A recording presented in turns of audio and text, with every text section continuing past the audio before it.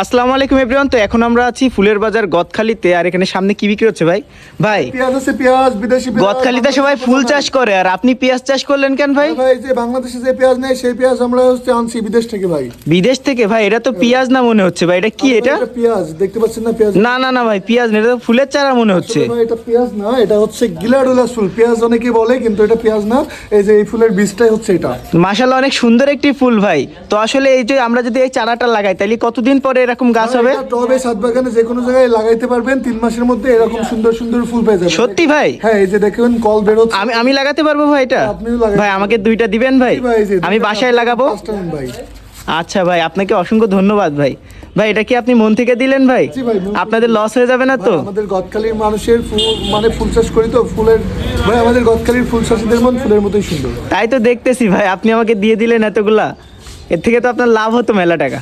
আরে ভাই নিয়ে যান নিয়ে যান, আপনার বাড়ির ছাদে টবে টবে যেখানে ইচ্ছা লাগাইবেন। আচ্ছা ভাই, ধন্যবাদ।